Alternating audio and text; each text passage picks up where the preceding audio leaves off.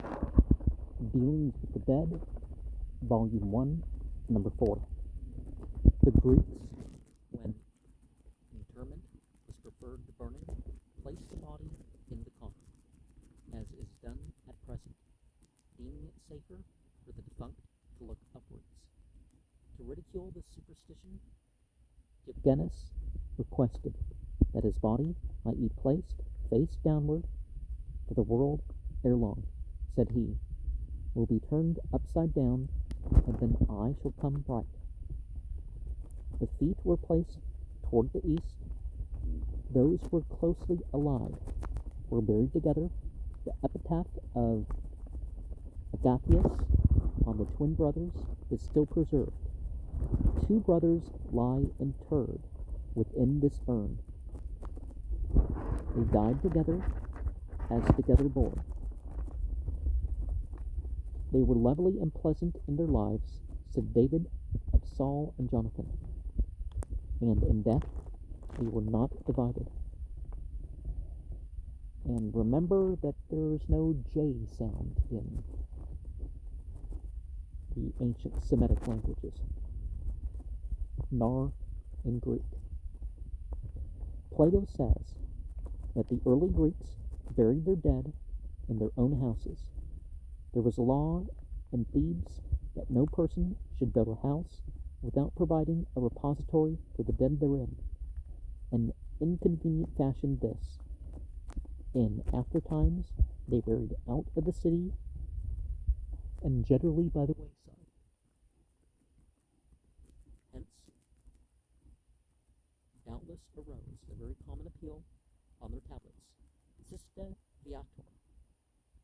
On the road from Cape Ann Harbor to Sandy Bay, now Rockport, are a solitary grave and a monument, the grave of one who chanced there to die. Our graveyards are usually on the roadside. Sometimes a common cart path is laid out through an ancient burying ground, such is the case in Uxbridge in this Commonwealth. This is vandalism. Sextons who have had long experience are of opinion the rights of the living and the decencies of life are less apt to be maintained wherever the ashes of the dead are treated with disrespect. Burying by the roadside has been said to have been adopted for the purpose of inspiring travelers with thoughts of mortality. Travelers in railway cars, perhaps. The first time I visited St. Peter's in Philadelphia, I was much impressed with the tablets and their inscriptions, lying level with the floor of the church, and vertical, I suppose, to the relics below. But I soon became familiar and forgetful. Every family among the Greeks who could afford it had its own proper burying ground, as is the case at the present day in our own country among the planters and others, living far apart from any common point. This might be well enough where the feudal system prevailed, and estates, by the law of descent, continued long in families. If the old usage were now in vogue in New York, for instance, what a carting about of family urns there would be on May Day. Estates will pass from man to man, and strangers become the custodians of the dead, friends and relatives of the alienors.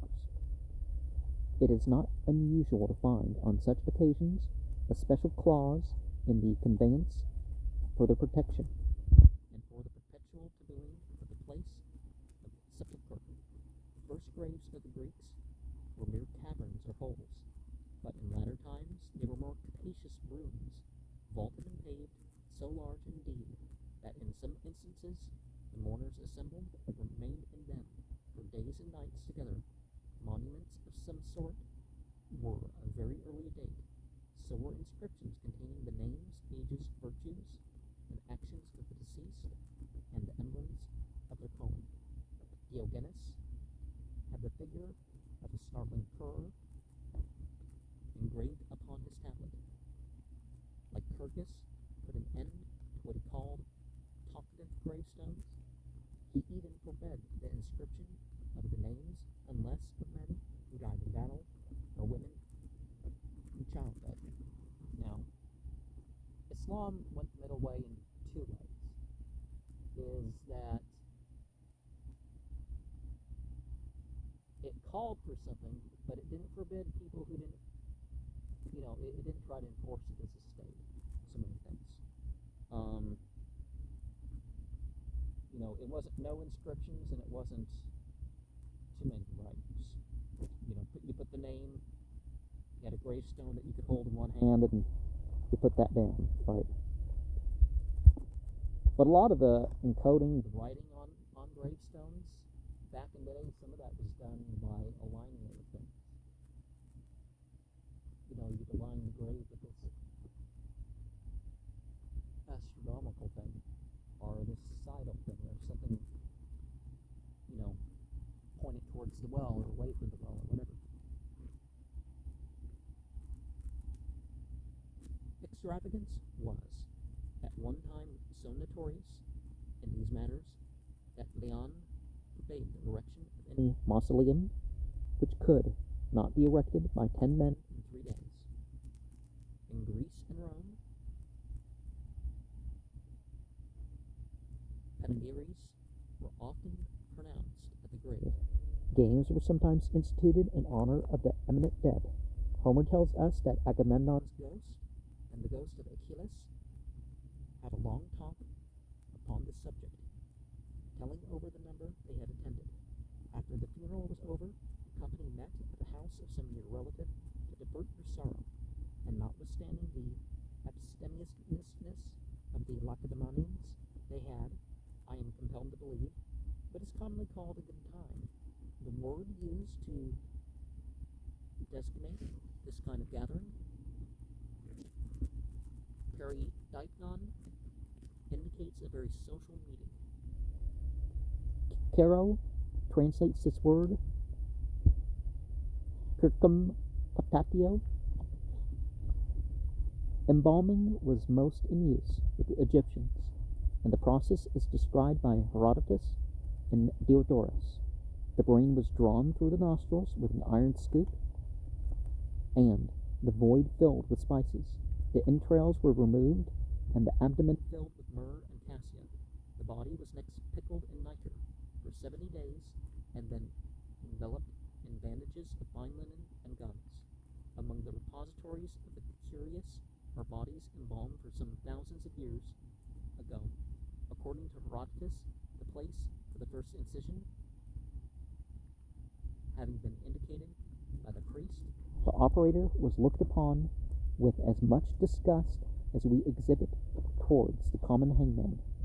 For no sooner had he hastily made the incision than he fled from the house, and was immediately attacked with stones by the bystanders as one who had violated the dead, rather an undesirable office. After being embalmed, the body was placed in a box of sycamore wood, carved to resemble the human form. The story of Diogenes, who desired to be buried face downward, reminds me of one related by old Grossman, as we were coming many years ago from the funeral of an old lady who had been a terrible termagant. She resembled, old Grossman said, a perfect fury of a woman, whose husband insisted upon burying her face downward, and being asked the reason for this strange procedure, replied, "The more she scratches, the deeper she goes." Of course, Diogenes